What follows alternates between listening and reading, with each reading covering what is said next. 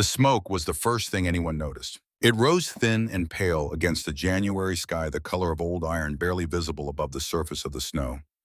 From a distance, you might have missed it entirely. Just a thread of gray lifting from a low mound in the earth, something that looked more like a forgotten hill than a place where people lived. The wind that morning was moving at a constant angle across the open Kansas plain, the kind of wind that did not come in gusts but simply stayed a permanent pressure against everything standing. And yet the smoke rose, slowly, steadily, without interruption. Not extinguished, not buried, still there. They had said the ground would not save her. They had said sod walls crumble under frost and that a structure built by a woman alone with no team, no lumber, no real tools to speak of was not a structure at all. It was a delay, a postponement of the inevitable. They had said these things not with cruelty, but with the authority of people who had watched winter on the open plain take what it wanted, without preference and without mercy. They were not wrong, but they were not precise. Because survival on the Kansas plain in the winter of 1892 was not decided by strength. It was not decided by resources or by the size of a woodpile or by how thick your walls were when October arrived. It was decided by something quieter than any of that, something that most people had never thought to measure. And on a morning in late August of that same year, when a 64-year-old woman named Harriet Voss stood beside a wagon that no longer belonged to her, beside a piece of land that held nothing but grass, and when that thing was already alive inside her. She just did not know yet how much she would need it. Her name was Harriet. Everyone who knew her called her Hattie. She had been born in Missouri in 1828, the second of 6 children on a working farm outside of Springfield. She had spent the better part of her life on land that other people built. Her father built the first house she remembered. Her husband, a quiet and methodical man named George Voss, built the next 3. Hattie had raised her children in structures her husband made from timber and earth and careful attention, and she had watched him do it. That is the part that matters. She had watched him, not casually, not the way a person glances at something without meaning to retain it. She had asked questions from the time she was a young woman, small practical questions that George would answer patiently while he worked. Why does the floor slope toward that corner? Why do the roof beams cross at that angle? Why do you pack the lower timbers first before you worry about the upper ones? He would explain, and she would listen, and then the season would pass, and the house would be finished, and she would carry on with the work of living inside it. She was not trained. She had no experience with a hammer or a saw in any serious sense.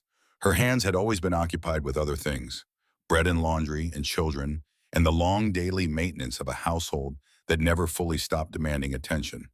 But she remembered every answer George had ever given her, every principle he had ever explained. It was all still there, stored in some part of her mind that had never been asked to use it, until now. George had died 4 years earlier. Her son Curtis, who had inherited his father's impatience but not his father's steadiness, had filed a homestead claim in western Kansas with the intention of building something from nothing and calling it a future. He had brought Hattie along. He had also brought his 2 children, Amos, who was 9 years old, and Wren, who was 7. Their mother had passed 2 years before, and the children had been in Hattie's keeping since then. Curtis had filed the claim and paid the fee and made plans that he talked about with a confidence that did not require supporting evidence. He was going to build. He was going to farm. He was going to make something of 160 acres of Kansas grassland that currently held nothing but deep-rooted sea and the constant horizontal movement of the wind. He lasted 3 weeks.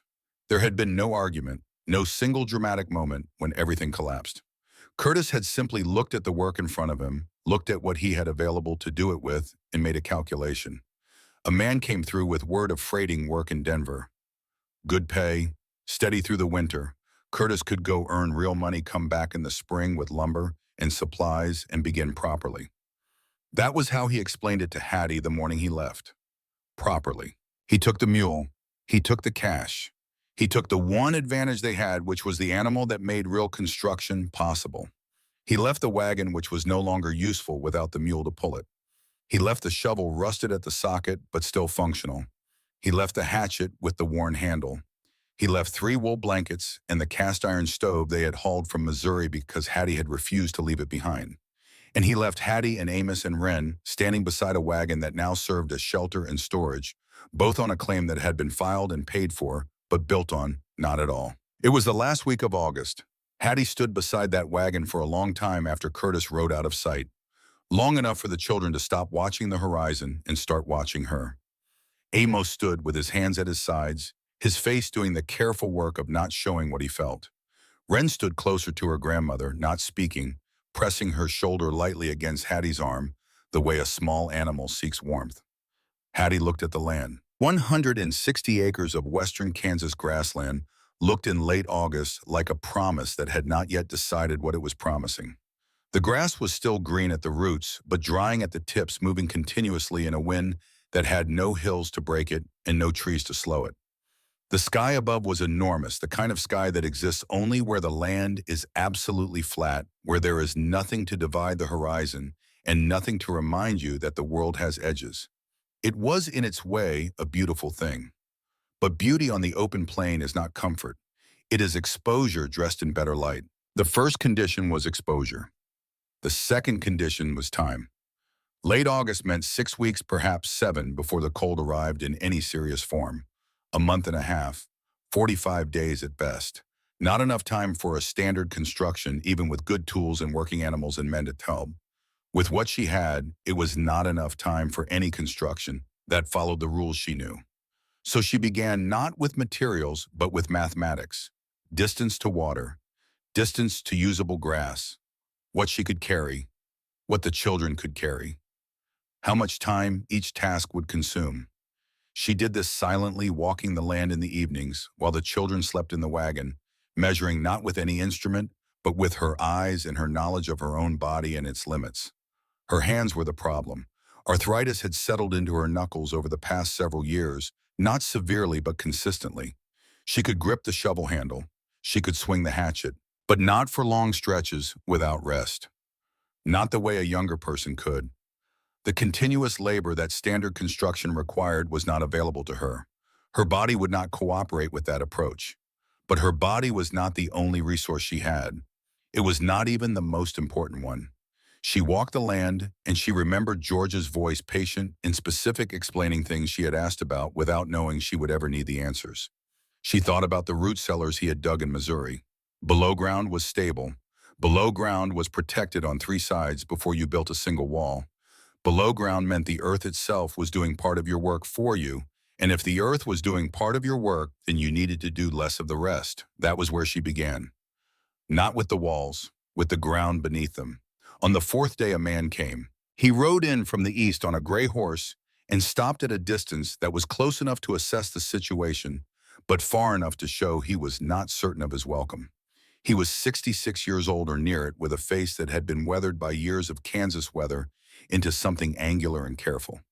His name was Edmund Hale, and he had a homestead claim 2 miles north that he had been working for 3 years. He sat on his horse and looked at the wagon and the children and the woman with the rusted shovel standing in the grass. His expression did not change. He had already done whatever calculating he needed to do. He rode in closer and dismounted. "You planning to build?" he said. It was not quite a question. It was closer to an inventory of what he saw in front of him. "Yes," Hattie said, with what he said. She did not answer immediately. The answer was not a list of materials. The answer was something harder to explain to a man who measured possibility by what he could see. He walked the ground without being invited to. He pressed his boot heel into the sod and watched it hold dense and rooted and layered with the interlocked root systems of 40 years of unbroken grassland. He looked at the shovel. He looked at the children.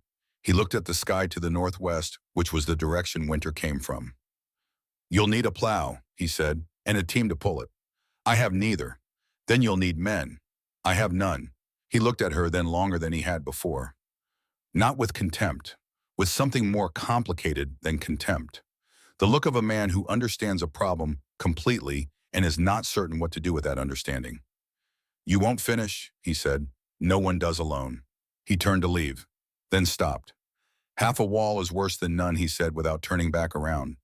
"Half a system fails faster than no system at all." He mounted his horse and rode back toward the north. Hattie watched him go. She did not feel discouraged. She did not feel reassured. She felt informed, and information, regardless of what it contains, is always more useful than silence. That night, she made a decision. She would not build what a person was supposed to build on a homestead claim in 1892. A standard structure required lumber and a team and men and time and tools she did not have.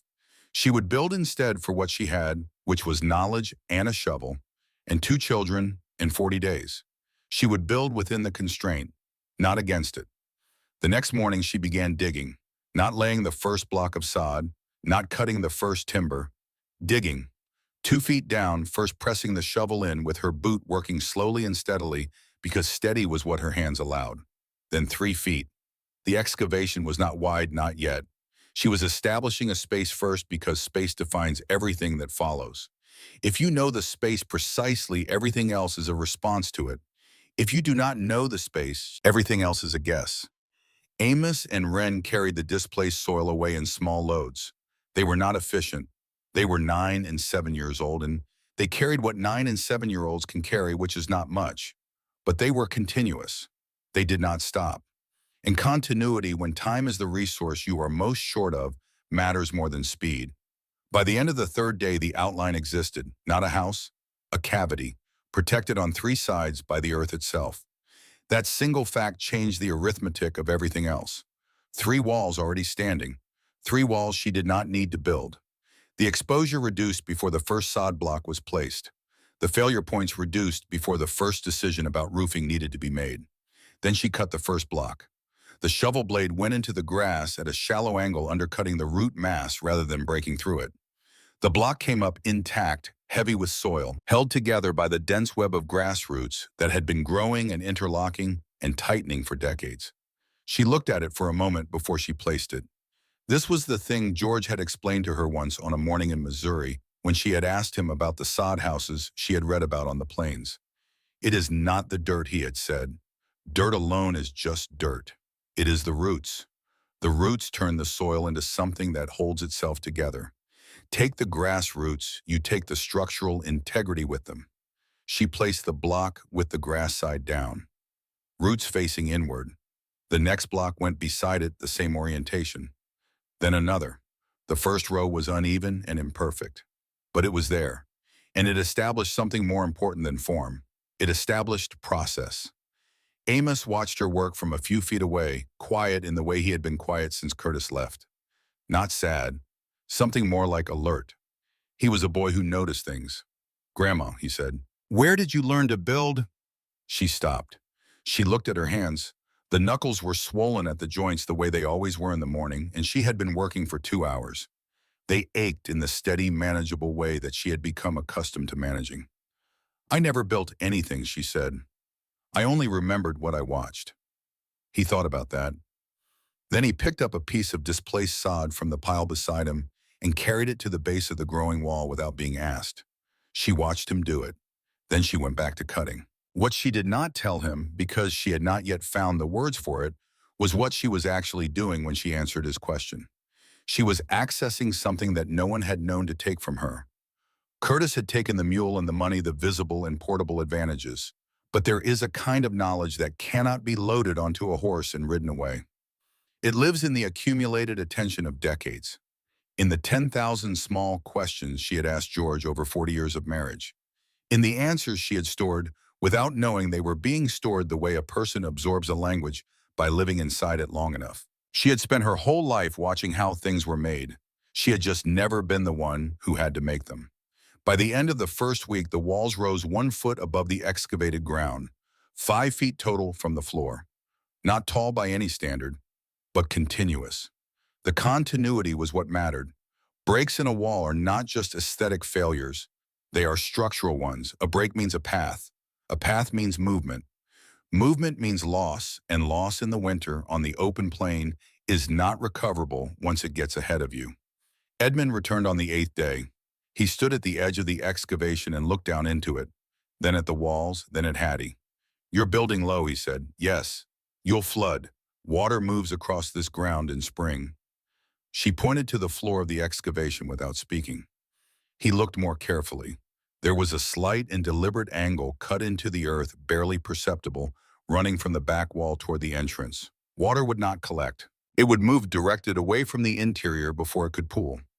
He was quiet for a moment. "You still won't finish," he said. "I will finish enough," she said. He looked at her. He had spent 3 years on the Kansas plain, and he knew exactly what enough meant in that context. It was not a comfortable word. It was not an aspirational word. It was a precise and clinical word that meant exactly the threshold between surviving and not surviving, and not 1 degree beyond that threshold. He turned and walked back toward his horse. Then he stopped the way he had stopped before. "Half a wall is worse than none," he said again. "I know," she said. "You told me." He mounted and rode north. Hattie went back to cutting sod. The second week moved faster because process had been established. Her hands had found the rhythm that her arthritis would allow, and she had learned to work in intervals. 40 minutes with the shovel, 15 minutes of rest. During the rest, she would direct the children, sorting blocks, checking the base of the existing walls for evenness, carrying water from the creek a quarter-mile east. The walls reached 3 feet above ground, 8 total from the floor. Not tall enough to stand inside without stooping. She did not need to stand, she needed to survive, and survival has different spatial requirements than comfort. The roof was the part she had been thinking about since before she started the walls. It was the part she could not solve with the shovel or the hatchet. A roof requires something to span the space. Usually that meant timber. She had no timber within any practical distance. The nearest trees were the willows along the creek bed, 2 miles out, thin and flexible, and not particularly strong. She had been turning this problem over in her mind for 2 weeks before she arrived at something George had once mentioned, almost incidentally, about the way archways distribute weight. A flat surface holds weight at its center, where pressure concentrates. A curved surface moves weight toward the edges, where the supporting structure is. The arch had been solving this problem for human beings for several thousand years. She did not need to invent anything. She only needed to remember. She cut the willow saplings one at a time and carried them back one at a time because one at a time was what she could manage. 2 miles out, 2 miles back, 1 sapling per trip for 3 days. Amos came with her on the second day and carried his own smaller, which reduced the number of trips needed. She bent the first sapling across the space of the excavation, anchoring each end deep into the sod wall. It held. She bent a second one beside it, then a third. Each arch sharing the load with the one beside it, each reducing the stress on the next. The frame was weak in its individual pieces and strong in its collective arrangement, which is true of most things that hold under pressure. She covered the frame with dry grass first, then loose soil in a thin and even layer. Not thick, not heavy, enough to provide insulation without adding a weight the arches could not distribute. Balance mattered more than thickness because too thin and the wind would take it, and too heavy, and the structure itself would fail under the load. Inside, she lined the walls with dry grass, then with cloth, then with every layer she could find. Not for warmth directly, for stillness. Still air holds heat. Moving air carries it away. The goal was to create a space where the air did not move, where heat generated by a small fire would slow its departure rather than exit quickly. The system was not about producing more warmth. It was about reducing how fast warmth disappeared. By early October, the structure was complete enough. Not finished by any standard she would have recognized before this autumn. There were gaps that would need attending to. The roof was imperfect. The door was a hanging blanket weighted at the bottom with stones from the creek bed. But the walls stood and the roof curved above them, and the floor was 3 feet below the surface of the Kansas plain, which meant the earth itself held 3 sides of the structure in a grip that the wind could not reach. She moved the children inside on a Thursday evening, not because the structure was ready, but because the time for preparation had ended. The first cold of the season had arrived 2 days before, not severe, but present. A reminder that the window she had been working inside was closing, and that closing windows do not wait for readiness. She lit the stove for the first time inside the structure. The air held, not warm, not comfortable in any way that the word is usually meant, but stable. Inside and outside had become different places, which was the entire purpose of every block she had cut, and every willow she had carried, and every morning she had risen before the children to press dirt into the gaps in the walls, before the day's light made the work visible to anyone who might ride past. Edmund came again that evening. He stood at the entrance, which was the blanket hanging in the low opening, and he felt the air difference with his face before he said anything. He stepped inside. He stood there for a long moment looking at the walls, then the curved ceiling, then the stove, then Amos and Wren sitting on the blankets spread across the earthen floor. "You built low," he said. "Yes." He looked at the walls. At the sod blocks, roots facing inward rose uneven, but continuous. "You built it different," he said. "I removed what I didn't need to fight," she said. He looked at the entrance, at the floor, at the ceiling. He was doing the inventory of a man who understood construction and was finding in this construction choices he would not have made and reasons he was beginning to understand. Then he looked at her. "You might last," he said. Maybe she said. He stood there a moment longer. Then he walked back out into the October evening. The sound of his horse moving north faded slowly and then was gone. Hattie sat down on the floor of the structure she had built with a rusted shovel and 2 children and 40 years of someone else's explanations, and she listened to the wind moving across the top of the curved roof above her. The sound was different than it had been from inside the wagon. Muffled, reduced, like something heard through a closed door. Not gone, not defeated, reduced. And reduced, she had already begun to understand, was the whole of the project. Not to overcome the winter, not to outwork it or outspend it or outlast it through sheer determination. To reduce systematically and deliberately how much of it reached her. Every decision she had made since that first morning with the shovel had been a reduction of some kind. Reduce the surface exposed to wind, reduce the height of the walls that needed to be built, reduce the span the roof needed to cover, reduce the space the air needed to fill. Amos was watching her from across the small, dim interior. She looked at him. "Are we going to be all right?" he asked. She looked at the walls, at the floor, at the curved ceiling above them. She pressed her hand flat against the sod wall beside her and held it there. The wall was cool but not cold. The earth behind it was holding something, stability, temperature, the slow patience of ground that had been accumulating these properties for longer than any of them had been alive. "I don't know yet," she said, "but I know what we have." She looked at the entrance where the blanket hung still in the windless interior air. "We have enough to find out." Amos nodded. He pulled his blanket closer around his shoulders. Wren had already fallen asleep. Outside, the wind moved across the open Kansas plain, without obstruction as it always had, and would for as long as the land stayed flat and the sky stayed wide. It pressed against the earth mound that now existed where there had been only grass. It found no tall surface to push against, no vertical wall to test. It moved over the low curve of the roof and continued south, carrying whatever it had gathered from the north. The smoke from the stove rose through the small opening Hattie had left in the roof's highest point, thin and pale and steady. The structure held. It was the first night of what would be the longest and most demanding winter Harriet Voss had ever passed through. She did not know that yet. She knew only what the wall beneath her hand was telling her, which was that the earth had more patience than the cold, and that she had built close enough to the earth to borrow some of that patience for herself. That was enough. For now, it was enough. The wind changed in the middle of October, not stronger. That distinction mattered, and Hattie understood it before she had the language to explain it. The wind that came off the northern plain in the first weeks of October came in the way wind had always come across that open ground, in movements and pressure and release, gusting, and then easing, testing, and then withdrawing. It had a rhythm to it, an intermittent quality that a person could adapt to because it allowed for the intervals of stillness in between. What arrived in the second week of October had no intervals. It simply stayed. A constant, level, unbroken pressure from the northwest that did not peak and did not rest and did not acknowledge the difference between day and night. It was the kind of wind that reveals things. Intermittent force finds the obvious weaknesses in a structure.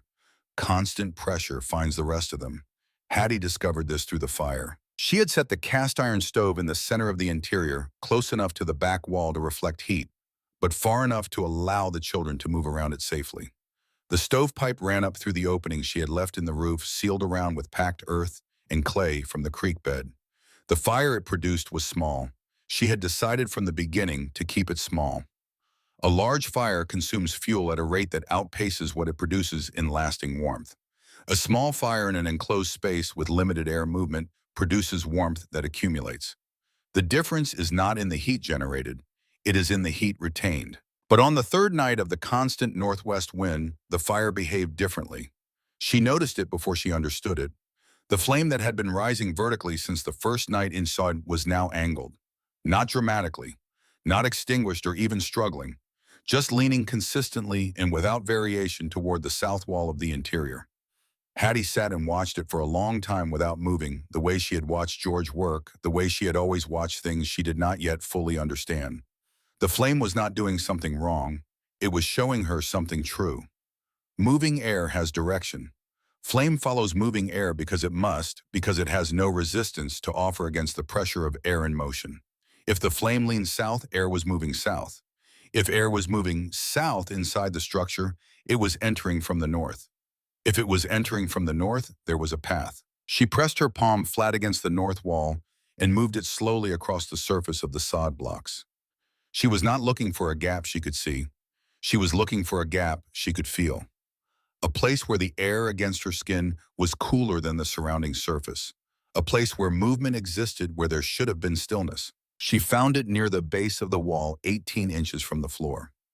Not a visible crack, just a seam between two blocks that had been placed in the first week of construction before her process had fully settled into consistency. The blocks on either side were solid. This seam was not.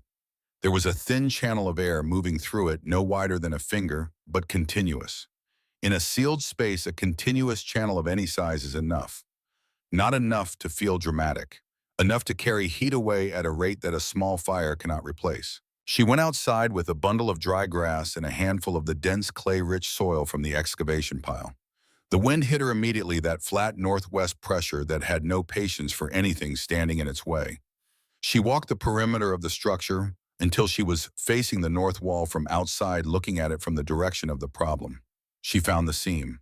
From outside, it was barely visible, a hairline difference in the surface of the sod. She packed it with grass, first pressing it in with her fingers, then sealed it with damp clay, pressing until she felt resistance equal to the surrounding wall. Then she went back inside and lit the fire again and sat down and watched the flame. It rose straight. She stayed watching it for 20 minutes to be certain. The flame did not waver. The air inside was still. The path was closed. She had not made the structure warmer. She had made it more controlled. The distinction was not a small one. Warmer implies addition, implies producing something that was not there before. Controlled means the thing that was already present is no longer being lost at the rate it was before. She was not adding heat to the interior. She was reducing the speed at which it left. That difference would determine everything in the months ahead. She began watching the fire every evening with the specific intention of reading it. Not for comfort, not to confirm that it was burning, to understand what it was telling her about the behavior of the air inside the structure. When the flame rose straight, the system was holding. When it leaned, something had changed. The flame was more honest than any instrument she could have bought, and it was always present, and it never stopped reporting. Amos began watching her watch the fire. He did not ask right away. He was a boy who observed before he questioned, which was one of the things about him that reminded her most of George. He sat on his blanket in the evenings after Wren had fallen asleep, and he watched his grandmother watch the flame with the same quality of focused attention that he had never seen adults apply to something so ordinary. After 3 days of this, he asked, "Why do you watch the fire instead of feeling the cold?" She looked at him across the dim interior. The firelight moved across his face, patient and waiting. "Because the fire shows me what I cannot see," she said. He considered this. Then he looked at the fire himself with a new quality of attention, the way a person looks at something after being told it contains information they had not previously noticed. He sat quietly for a long time watching the flame. The next morning he checked the north wall without being told. He pressed his palm against the sod blocks the way she had, moving it slowly across the surface, not knowing exactly what he was looking for, but knowing the method was right. He found nothing new. He came and told her. She nodded and went back to what she was doing. He checked it again the following morning, and the morning after that. She did not instruct him. She did not tell him to keep checking or explain why the checking mattered. He had watched her do it, and he had understood that it was part of the system, and so he made himself part of the system. A 9-year-old boy pressing his palm against a sod wall before breakfast in the middle of the Kansas autumn learning something he would not be able to name for years but would carry for the rest of his life. The rain arrived in the first week of November. It came without the drama of a storm, which made it more dangerous in a practical sense. A dramatic storm announces itself and gives a person time to prepare. This rain simply appeared out of a low gray sky, cold and steady, and driven at a shallow angle by the northwest wind that had not stopped. It moved across the open ground without pooling, which was what Hattie had feared. Standing water sits and waits. Moving water finds entry points. She heard it change sound inside the structure before she felt anything. There was a place above the entrance where the sound of rain on the curved sod roof shifted from a soft and even percussion to something slightly different, a duller quality, a hesitation in the rhythm. She stood and pressed her hand against the ceiling at that point and felt it. Not wetness yet, moisture, the particular coolness of earth that has absorbed water from above rather than simply passing it downward. She went outside into the rain and looked at the roof. The curve was holding. Water was moving off the surface in channels she had anticipated when she built it, running down the sides and away from the walls. But there was one point where the curve had a slight depression, a place where the arch of one willow sapling sat marginally lower than the ones on either side. Not enough to notice in dry conditions. Enough in rain to slow the water's movement and allow it to hesitate and then depress downward through the layers of soil and grass rather than continuing off the side. She did not add more soil to raise the surface. Adding weight to a curved roof that was already carrying its calculated load was a way of solving one problem by creating a larger one. The arches had been designed for the weight they carried. They had not been designed for more. Instead, she removed material.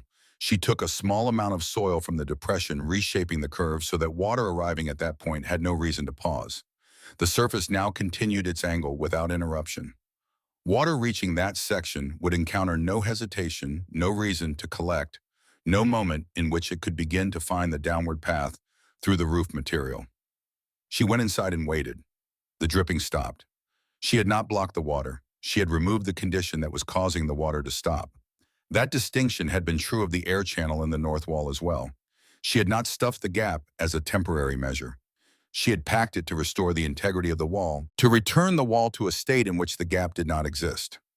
Treating symptoms and changing conditions look similar from the outside. They produce very different results over time. The morning after the rain, the interior was dry. Not damp in the way that an imperfect structure holds onto moisture. Dry. She ran her palm across the floor, across the base of the walls, across the ceiling, at the point where she had heard the change in sound. Dry. That told her something more important than the fact that the repair had worked. It told her that the system was sound enough that a single correct adjustment could restore it to full function. A fundamentally flawed structure cannot be fixed by small corrections. A fundamentally sound one can.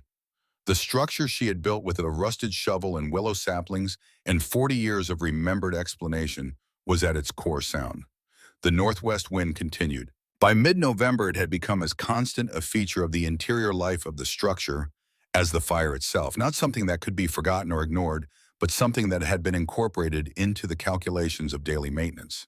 Hattie had developed the habit of checking the flame first thing each morning before she added wood before she woke the children. She wanted to know what the night had done before she decided what the morning needed. Most mornings the flame rose straight, the system was holding. But one morning it leaned. Not toward the south wall this time, toward the east, toward the entrance. The blanket that served as a door had been weighted in position to minimize air movement, but the northwest wind at that angle and at that persistence had found a way to push around the weight and create a continuous low movement through the gap at the blanket's edges. Not a dramatic breach, a slow and constant drain. She went outside and looked at the entrance from the perspective of the wind. The opening faced east, which she had chosen deliberately at the beginning of the construction because it placed the entrance on the side away from the prevailing wind direction. But the wind had been so consistent and so level that it had begun to wrap around the north wall of the structure and find the entrance from a secondary angle. She could not move the entrance. She could not seal it. The entrance was a necessity, but she could change what the wind encountered before it reached the entrance. She built a short wall of sod blocks set at an angle outside the entrance, positioned not to block the wind directly, but to interrupt its path and redirect it. Wind striking a flat surface at a perpendicular angle Must stop and find another way. Wind striking a surface at an angle moves along it and is redirected by it. She set the wall so that the wind coming around the north corner of the structure would hit the angled surface and be turned away from the entrance opening before it could find its way inside. She went back in and watched the flame. It rose straight. Wren had watched her build the wind wall from inside the entrance, peering around the blanket. That evening, without being asked and without announcing what she was doing, Wren took a scoop of ash from the base of the stove and carried it outside and spread it across the earth in front of the entrance. The ground had been freezing at night and thawing incompletely during the day, leaving the surface near the entrance with a slickness that had caused Amos to slip twice while carrying firewood. Hattie watched her do it. She had done the same thing herself the previous week and had not said anything about it to either of the children. Wren had seen her, had understood the reason without having it explained, and had made the task her own. Every morning after that, before the first light was fully established, Wren spread ash from the stove across the entrance path, not because she was told to, because she had seen that it needed doing and had decided she was the one who could do it. Small actions repeated consistently are not small over time. They are the texture of a system that holds. Edmund came back in the third week of November. He arrived at a different time than before, in the late afternoon rather than midday, and he came on foot rather than on horseback, which suggested he had not planned the visit so much as arrived at it. He looked older than he had in October.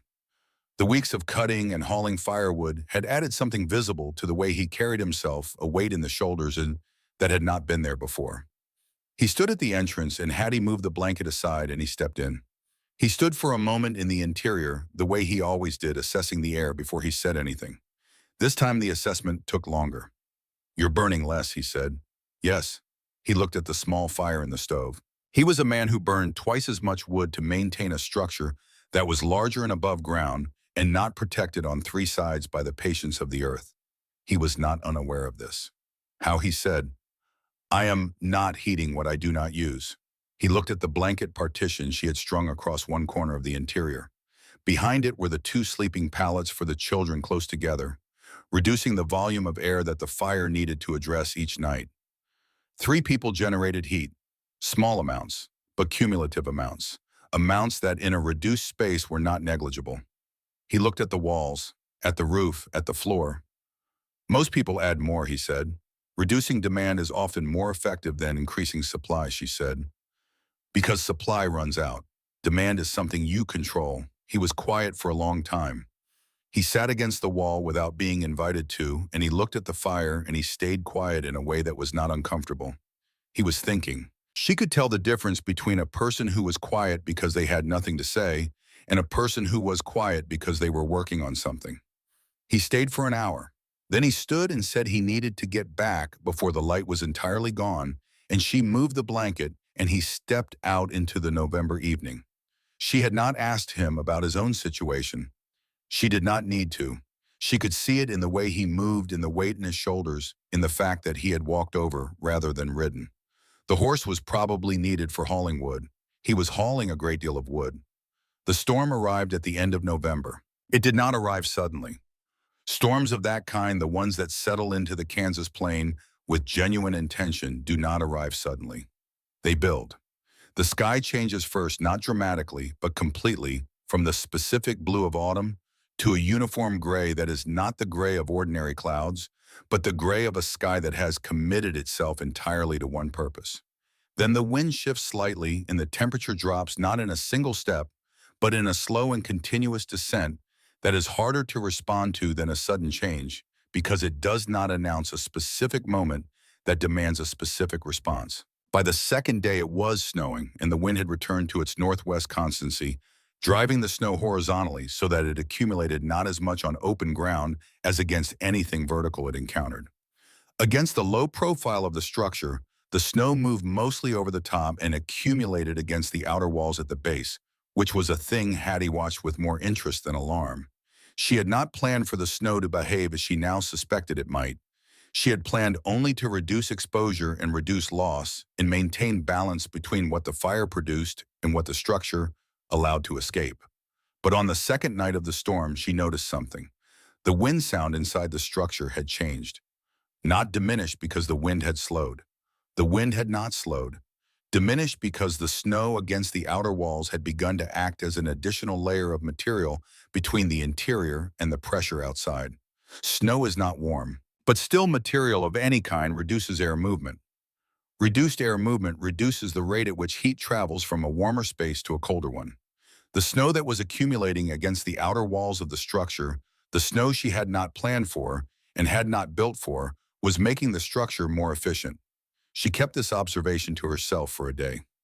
Then the storm continued into its third day, and then its fourth, and the wind did not ease, and the snow did not stop, and the temperature outside the structure dropped to a cold that Hattie could feel in her knuckles even inside a deep and fundamental cold that was not the cold of autumn, but the cold of winter fully committed. It was on the fourth day that Edmund came.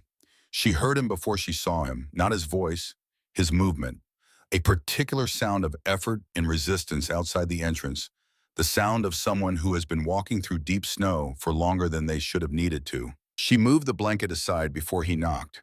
He was standing at the entrance with snow on his coat that had stopped being new snow and become part of the fabric. His face had the specific expression of a man who has made a decision that cost him something to make. He was not injured. He was not dramatically distressed. He had simply reached the edge of what his system could manage without assistance. A section of his roof had failed under the weight of accumulated snow. Not the entire structure. A section. But a section was enough. Cold does not require a large opening. It requires only that the interior and exterior are no longer two different places. She stepped back from the entrance. He came in. She did not offer anything, and he did not ask for anything. He sat near the stove, without touching it, close enough to feel the heat, and far enough to demonstrate that he was not desperate for it. He sat and looked at the interior of the structure with the eyes of a man who was experiencing it differently than he had on any previous visit. He had spent 4 days fighting the storm from inside a structure that was now partially open to it. He had burned wood at a rate that the storm's duration was beginning to strain. He had worked continuously to maintain what he had built, and the storm had found the weakness in it anyway. Here inside the low earth structure that a 64-year-old woman with arthritic hands had built with a rusted shovel in less than 6 weeks, the air was still. The fire was small and steady. The children were asleep. He sat for a long time without speaking. Then he looked at Amos, who was awake and watching him from across the interior. Amos was not watching him with curiosity. He was watching him with the same quality of attention he had been developing for 2 months, the observational attention that his grandmother had modeled without ever explicitly teaching. He was watching Edmund the way he watched the fire each evening, gathering information, trying to understand what the presence of this particular man in this particular state was telling him about the nature of the situation outside. Edmund noticed the way the boy was watching him. He looked from the boy to Hattie and back to the boy, and something shifted in his expression that was not quite recognition but was close to it. "You did not teach him," he said to Hattie. "No," she said. "He watches the way you watch." She was quiet. He thought about this. He was thinking about the difference between instruction and transmission, between telling a person how to do something and allowing a person to absorb how to do something by being present while it is done. He had raised his own children through the first method, explaining and demonstrating and correcting. He was looking at a boy who had learned something through the second method without either of them having chosen it. "You are building something else," he said, "not just the walls." She looked at her hands, then at Amos, then at the small, steady flame. "I am doing what I know how to do," she said. "He is doing what he sees." Edmund was quiet again. The storm continued outside. The wind pressed against the outer walls and found the snow it had packed against them, and pressed against that too and found resistance. The fire did not grow. The space inside the blanket partition remained warm enough. Not comfortable, not the warmth of a proper house in a proper winter, but a warmth that held, sufficient, controlled, enough. On the fifth day, the storm eased, not all at once. The way the wind had settled in without a single dramatic moment, it now withdrew without one. The snow thinned. The gray of the sky lightened by increments that were too small to mark individually, but that accumulated across the hours of the afternoon into something noticeably different by evening. By the next morning, the wind had dropped to something that felt by comparison almost gentle. Edmund stood outside the entrance and looked at the landscape that the storm had reordered. Drifts where there had been flat ground, paths that no longer existed. The structure itself was almost invisible from 50 yards out, just a low curve of snow-covered earth, with a thin line of a stovepipe emerging from the center and a thread of pale smoke rising from it into the clearing sky. "You did something here," he said. She stood beside him in the cold morning air. "Yes." He looked at the walls, at the snow that had accumulated against them and was now providing in its stillness something it had not been designed to provide. "You used what came," he said, "even the snow." "I reduced what I had to fight," she said. "Whatever reduced it further, I accepted." He nodded slowly. He was looking at the structure not as he had looked at it in September, when it had been a problem he expected to fail on its own terms. He was looking at it as a man who had just spent 5 days inside a structure that had partially failed, watching through the gap in his own roof as the storm moved through his living space, understanding with a clarity that only direct experience provides what the difference between those two structures actually meant. Not in theory, in firewood, in sleep, in the temperature of the air at 4 in the morning when the cold is at its lowest and the fire has burned down, and a person must decide between staying warm and having enough wood to stay warm again tomorrow. That was the difference, not in the appearance of the two structures from a distance, not in the materials or the tools or the labor. In the outcome at 4 in the morning, in the middle of a 5-day storm, in the winter of 1892, on the open Kansas plain, when the only question that remains is whether the system holds. Hers had held. He mounted his horse, which had sheltered in the half of his own structure that still stood, and he turned north. He looked back once at the low mound of earth and snow from which a thread of smoke continued to rise steady and uninterrupted into the morning air. He did not say anything else. He had already said what needed to be said, and so had she, and the smoke rising behind him said the rest. December arrived without ceremony. There was no single morning when the cold announced itself as something different from what had come before. It simply deepened the way a river deepens as you walk further from the bank, gradually and then completely, until the ground beneath your feet is no longer visible, and you are moving through something that has its own rules entirely. The temperature outside the structure dropped past the point where it fluctuated between day and night, and settled instead into a constancy that was in some ways harder to manage than the variable cold of November, and in some ways easier. What does not change cannot surprise you. What does not change requires only that your system be adequate to a fixed condition, rather than responsive to a shifting one. Hattie had built for adequacy. She had not built for comfort or for the appearance of permanence or for the approval of anyone who might ride past and evaluate the structure from a distance. She had built for the specific conditions of this specific place in this specific winter, and as December established those conditions with the finality of something that has made up its mind, the structure responded with a steadiness that she had worked toward, but had not until now been entirely certain she would see. The fire remained small. This was the measure she had settled on as the truest indicator of the system's health, not the temperature inside the structure, which she had no instrument to measure precisely, not the comfort of the children, which was real, but not quantifiable. The fire. A fire that needed frequent feeding meant the system was losing heat faster than the fire was producing it. A fire that held between additions that maintained its small, steady presence without demanding constant attention meant the opposite.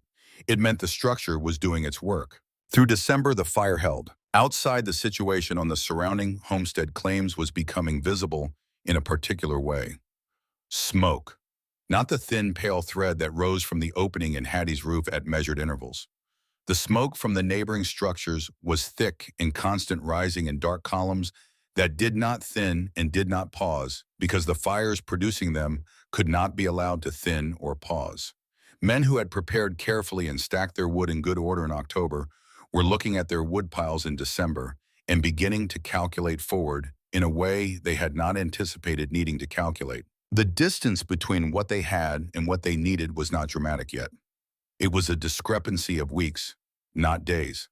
But a discrepancy of weeks in the middle of a Kansas winter with no road passable and no town close enough to matter is not a small thing.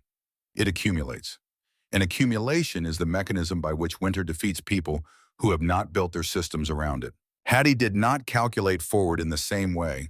She calculated the interval between additions to the fire and compared it to the intervals of 2 weeks before and 4 weeks before. The intervals were longer. The system was not just holding, it was improving. As the snow continued to build against the outer walls and the insulating effect she had first noticed during the November storm became a permanent feature of the structure's performance.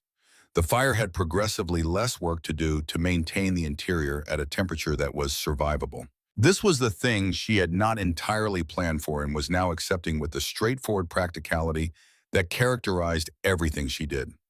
She had designed the structure to reduce loss. The snow was reducing it further.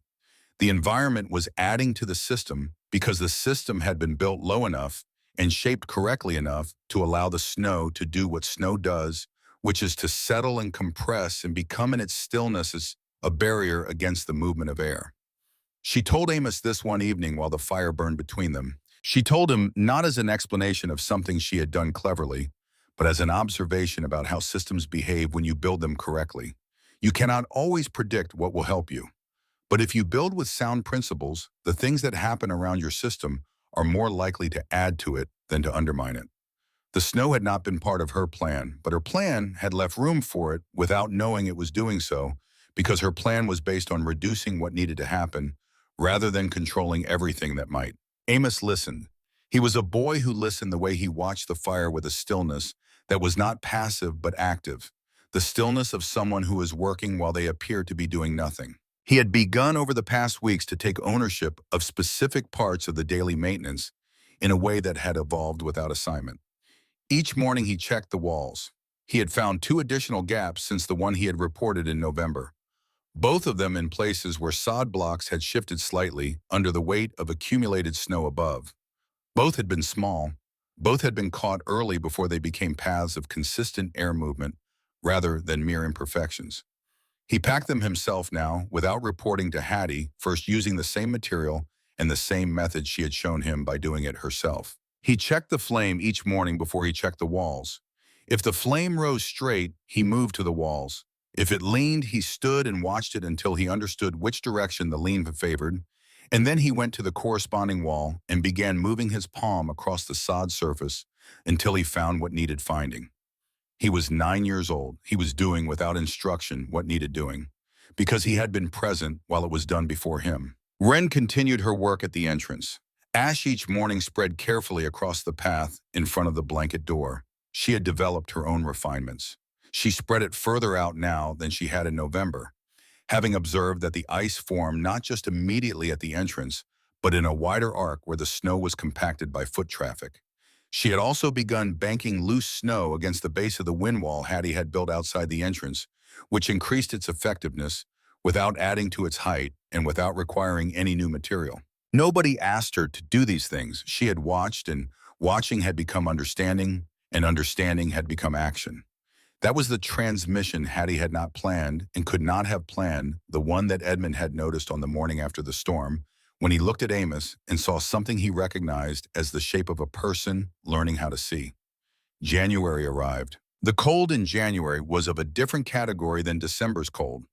December cold is serious. January cold on the open Kansas plain is something that removes options. It freezes the creek solid so that getting water requires breaking through ice with the back of the hatchet each morning.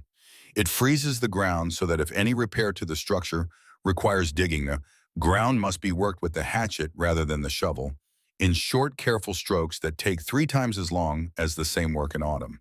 It changes the quality of the air itself, thinning it in a way that makes the interior of the structure feel both colder and more sealed, as if the extreme cold outside has pressed itself against every surface and is communicating its temperature through the material of the walls, the way cold communicates through the walls of a glass. Hattie felt January in her hands before she felt it anywhere else. The arthritis that had been a manageable background presence through October and November became in January something that required deliberate management each morning. She kept a piece of cloth she had doubled 4 times and placed near the base of the stove at night, and each morning before she did anything else, she held this warm cloth around both hands for 10 minutes, restoring the circulation and reducing the stiffness enough that her hands could grip and carry and work. It was 10 minutes she could not spend on anything else. She spent them without resentment. The alternative was hands that could not function, and hands that could not function meant a system that could not be maintained, and a system that could not be maintained meant three people in a failing structure in the middle of a Kansas January. So she held the warm cloth around her hands each morning and waited. And then when the 10 minutes had produced what 10 minutes could produce, she began her day. The interval between adding wood to the fire had extended again. This was the thing she measured most carefully and with the most satisfaction, because it was the most precise indicator of the system's cumulative health. In October, the fire had needed attention every 40 minutes or so. In November, after the gap in the north wall had been sealed and the wind wall had been built, at the entrance the interval had extended to something closer to an hour. Through December, as the snow built against the outer walls, it had extended further. In January, it was holding for 90 minutes reliably. 90 minutes meant sleep, not the fractured, alert sleep of a person who knows the fire will need attention before long. Sleep with a beginning and a middle and an end. Sleep that restored something rather than merely pausing exhaustion. Amos had noticed the extended intervals without being told. He had begun timing them in his own way, not with any instrument, but with the rhythm of his own attention, and he had registered the lengthening as a fact about the system rather than a comfort about the situation. The difference was one she had not taught him explicitly and was pleased to see that he had found himself. It was in the middle of January that she did something she had been considering for weeks. One evening after Wren had fallen asleep and Amos was sitting in his usual place watching the fire, she let the fire burn down without adding to it. Not by accident, not through exhaustion or distraction, deliberately. She sat and watched the flame reduce and did not reach for the wood that was stacked against the south wall and did not signal to Amos that this was something he should correct. He looked at her. She looked at the fire. The flame reduced to a low bed of coals that produced heat and light but no visible flame. The interior temperature began to drop. Not precipitously, not in the dramatic way of a structure without insulation, but steadily and measurably in the way a well-designed space loses heat when its source is reduced. A degree at a time. A degree every several minutes, not every minute. Amos pulled his blanket tighter, but did not move toward the wood. He was watching her watch the fire, or what remained of the fire, with that quality of attention that had become his signature, the attention of a person who understands that they are being shown something. She was counting, not seconds, something closer to the impression of time, the felt duration of a person who has learned to measure in intervals. She wanted to know how long the structure would remain survivable if the fire failed completely. Not comfortable. Survivable. There is a temperature below which the human body cannot maintain itself through its own heat production. She needed to know how long the gap between that temperature and the exterior temperature would take to close given the current insulation of the structure and the heat already stored in the earth walls and floor. She needed to know this because a system that has never been tested to its limit has a vulnerability at that limit that can only be discovered by approaching it deliberately rather than accidentally. If she waited until the fire failed by accident, she would have the answer but no ability to use it. If she found it now, she would know the margin. She would know how much time she had if something went wrong, and knowing that was different from guessing it in a way that mattered. 40 minutes after the last visible flame died, the interior was cold in a way that was serious but not yet dangerous. She could see her breath clearly. The earth walls had released some of what they had been holding, a slow warmth that was not warm enough to be called warmth, but was measurably above the temperature of open air. She reached for the wood. She built the fire from coals, which requires less material than building from nothing, and the flame returned in a few minutes to its small and steady presence. The interior temperature, which had dropped, began to recover at the gradual rate of a well-insulated space receiving heat from a small fire. She looked at Amos. "Now I know," she said. "Now I am not guessing anymore." He nodded slowly. He pulled his blanket down from his shoulders because the fire was already doing its work again. "If something goes wrong," she said, "we have 40 minutes.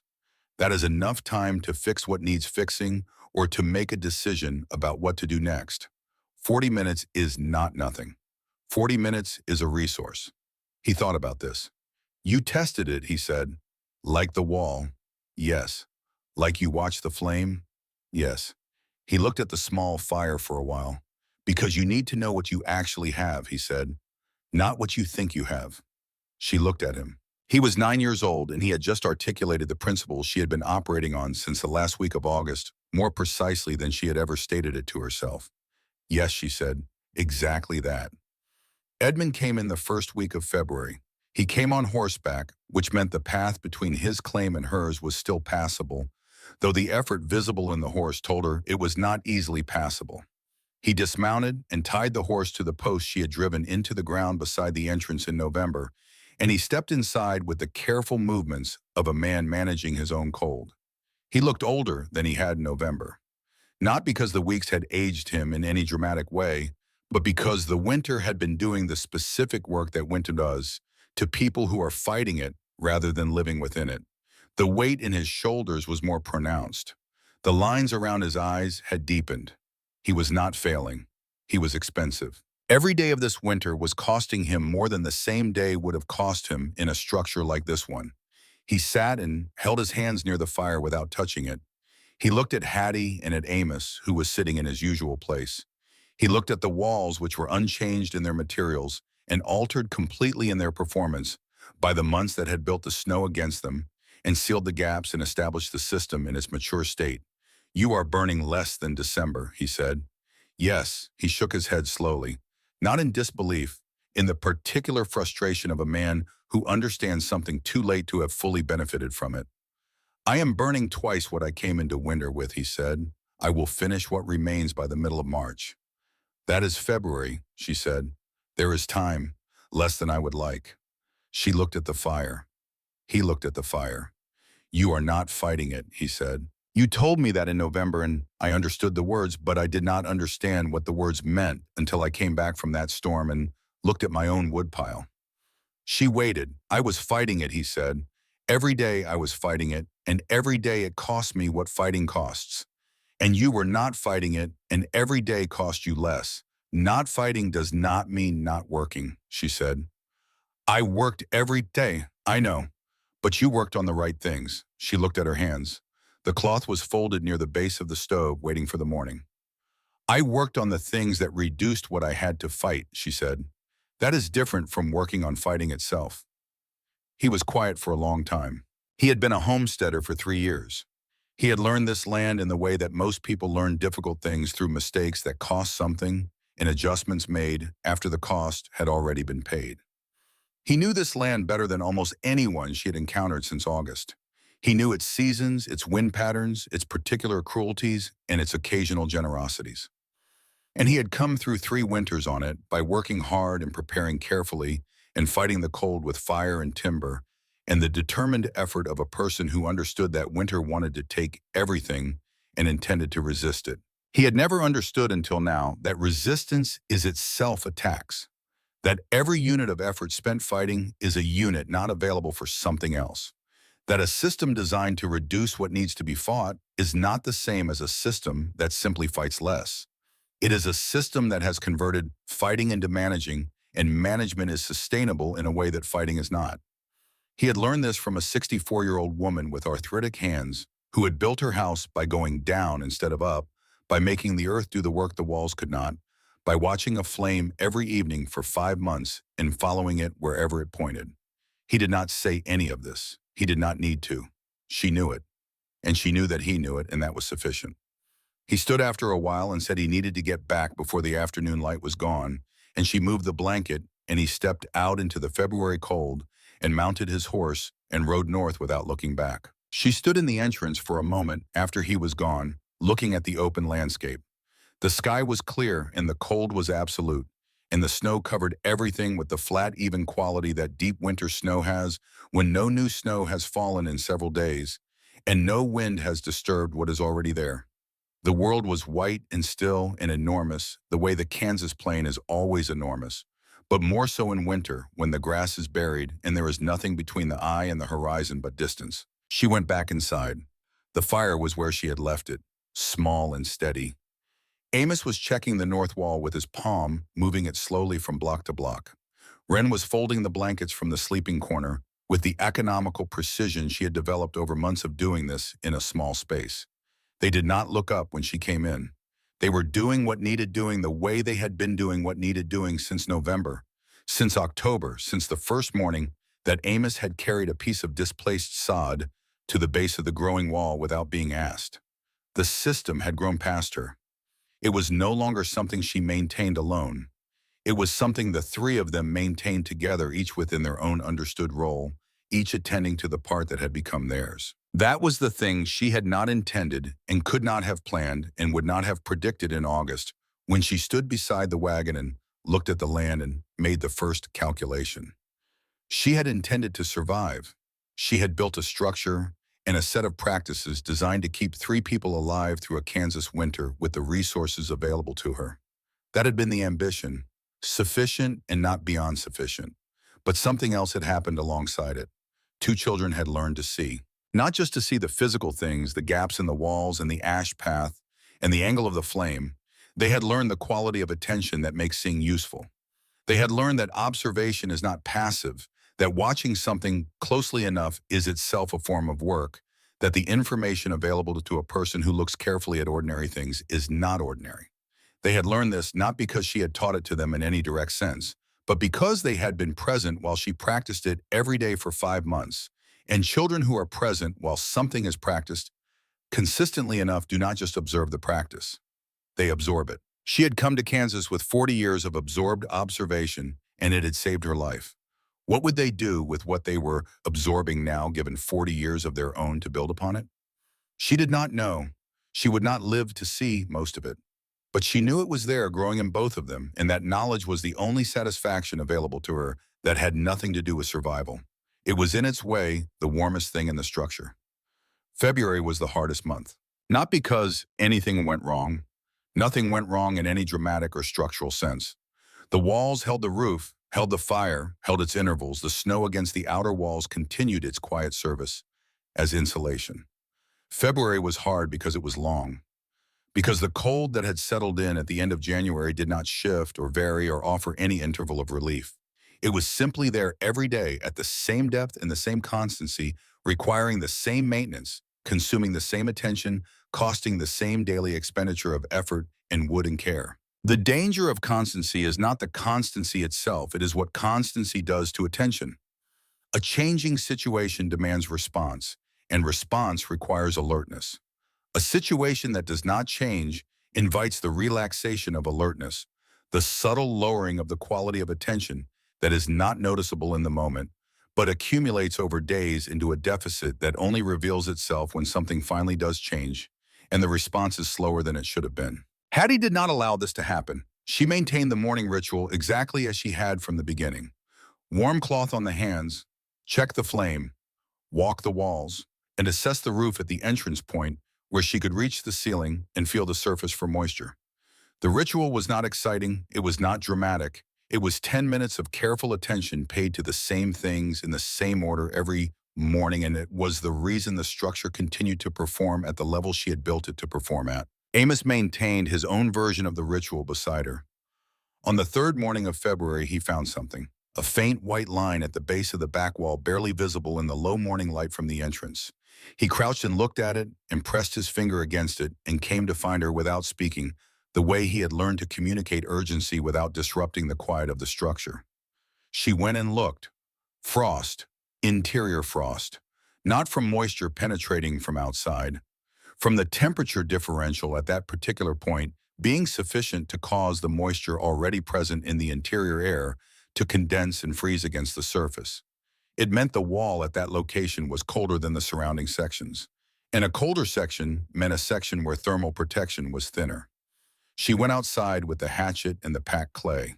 The back wall on the exterior had developed a very slight gap between two blocks, where one had settled fractionally lower than its neighbor under the weight of the winter snow on the roof. Not a structural failure, not even a visible gap from any distance. A hairline difference in the surface level that created at that joint a slightly reduced insulating capacity. She corrected it. Clay packed into the joint, pressed firm with the flat of the hatchet head until the surface was continuous. She went inside and looked at the frost line. She came back the next morning and looked again. The frost line had not extended. Over the following days, it faded as the wall's temperature equalized with the surrounding sections. The correction had worked. The system had been tested at a point she had not chosen, and it had been found and corrected before the test became a failure. She told Amos that finding that was the most important thing he had done since October. Not because the gap was large. Because it was small. Small gaps do not announce themselves. They work quietly over time, doing damage that accumulates invisibly until the accumulation becomes visible as a much larger problem. The discipline of looking for small gaps, finding them when they are still small, correcting them when correction is still simple, is the discipline that keeps a system running at the performance level it was built to achieve. He nodded. He understood. He had been practicing this discipline for 3 months. He had not known it had a name, but he had known it was what she did, and so it was what he did, and in this structure, in this winter, that was sufficient for the knowledge to move from one generation to the next. The first day that Hattie noticed the change in the light was a morning in early March. Not a change in temperature, not a dramatic shift in the character of the cold. A change in the quality of the morning light that came through the entrance. When Amos opened the blanket to check the outer path, it was a light with a different angle, a light that came from a sun positioned fractionally higher in the sky than it had been the morning before and the morning before that, and the accumulation of those fractional changes had become, by early March, a difference that was perceptible. She did not say anything about it. A change in light is not a change in temperature. March on the Kansas plain is not spring in any meaningful sense. It is winter in the process of negotiating its withdrawal, and the negotiation is not straightforward and not linear and not reliable. But the light had changed. Several days after she first noticed it, the fire did not need to be lit immediately upon waking. Not that the fire had gone out. She had banked it the night before in her usual way, and it had maintained its coals through the night as it always did. But when she woke and held the warm cloth around her hands and attended to the quality of the interior air, she found that the air was not at the threshold that required immediate attention. It was cold, but not at the level of cold that had characterized every morning since November. It was a different cold, a cold that had something softer in it. She waited. She did the morning ritual. She checked the flame and walked the walls and assessed the roof and waited. Then she built the fire up a little. She did it not because the interior required it immediately, but because she could feel from the quality of the air and the behavior of the structure over 5 months of daily observation that something in the relationship between inside and outside had shifted. The interior was not losing what it retained at the rate it had been losing it for months. Winter was releasing its grip, slowly, in the way that things with very long momentum change direction, not suddenly but through a series of increments, each of which is almost imperceptible until enough of them have accumulated to constitute something that can be named. The grip was not gone, but it was loosening. She did not say this to the children. She continued the morning ritual. She continued the fire management. She continued the wall checks and the entrance maintenance and the careful daily attention to a system that had not failed because it had been attended to daily for 5 months and would continue to be attended to daily until there was no longer any need. But she knew, and one morning in the second week of March, she rose before the children and wrapped her coat around herself and moved the blanket aside and stepped outside. The air that met her was cold. Unambiguously, undeniably cold. This was not a morning that did not require a coat, but it was a cold that had something different in its character, something that was related to the cold of January, the way a held note near the end of its duration is related to the same note at its beginning, the same pitch, less force. She stood outside the entrance to the structure she had built and looked at the open Kansas plain. The snow was still there. It would be there for weeks more. But at the edges of things, at the southern exposures, at the places where the ground curved toward the sun, there were places where the snow had lost its absolute authority, where it had retreated a fraction of an inch from the grass beneath it, revealing the very edge of the brown and patient earth that had been there all winter, waiting without impatience for the season to negotiate its ending. She looked at the 160 acres of land that were hers, not given to her, not kept for her by anyone, not maintained by anyone's generosity or charity or assistance. Hers because she had filed the claim and paid the fee and then stayed on the land and maintained the claim through the winter with a rusted shovel and willow saplings and 40 years of absorbed observation in the daily practice of careful attention. The homestead law required 5 years of continuous occupation to receive full title. She had been here since August. She had 4.5 years remaining. She looked at the land and felt no particular emotion about the 4.5 years. They would arrive in the same way this winter had arrived, one day at a time, one problem at a time, one correction at a time, each day, requiring only that she do what the day required and not what the year required, because the year takes care of itself when the days are handled correctly. That was the whole of it. She heard movement inside the structure, and then the sound of Amos opening the blanket and stepping out behind her. He stood beside her and looked at the same land she was looking at. They stood there for a while without speaking. Then Edmund came into view from the north, riding at the easy pace of a man who has somewhere to be, but is not rushing to get there.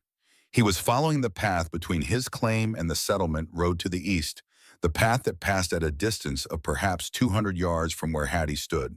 He did not stop. He passed at his easy pace, and he turned his head and looked at the structure and at the thin thread of smoke rising from the stove into the March morning air, and at the two people standing beside it. He raised one hand, then he turned forward again and continued east, and the sound of his horse on the frozen ground faded and then was gone. She looked at the smoke. It rose pale and thin and steady against the clearing sky, the same smoke that had been rising from that spot since October, the same smoke that had been visible from distances, that the low profile of the structure itself had not been the smoke that had told anyone who knew how to read the plane that something was alive here, that the system was running, that the fire was small, and the walls were holding, and the people inside were attending to what needed attending to. The same smoke that had risen on a January morning when she had first imagined the story beginning, that thread of gray above the snow that had looked from a distance like something you might miss entirely. You did not need to outfight the winter. You needed to understand what the winter was costing you and reduce that cost systematically. One gap at a time, one interval at a time, one morning of careful attention at a time, until the cost of survival was something your resources could sustain for as long as survival needed to be sustained. That was the whole of the system, not a secret, not a technique that required special tools or special strength or special knowledge beyond what a person accumulates by paying attention to the things in front of them for long enough. The knowledge she had used to build this structure had come from questions she had asked a patient man over 40 years of marriage, stored without intention in a mind that had never been asked to use them. The knowledge Amos and Wren were carrying out of this winter had come from watching her, and what they would build with it in 40 years when they needed it. She could not know. She only knew it was there. Amos went back inside to tend the fire. She stood outside for a moment longer in the cold March air, feeling the particular quality of a cold that was already in its deepest roots beginning to become something else. Then she went back inside too. There was work to do. There was always work to do, and the work was not finished because the season was ending, and the system did not stop requiring attention because the threat was retreating. The morning ritual remained. The walls still needed checking. The flames still needed watching. The intervals still needed measuring. Not because the winter still had its full grip, because this was what it meant to maintain something, not to build it and walk away, not to attend to it in crisis and forget it in calm, but to give it the same daily quality of attention in easy times that you gave it in hard ones, because the easy times are when the small gaps form unnoticed, and small gaps are where every large failure begins. She held the warm cloth around her hands.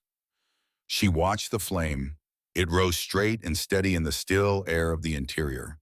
Small and sufficient, the same flame it had been since October. The same flame it would be until the morning came when she opened the blanket door and stepped outside and felt something in the air that told her the fire's work was done for this year.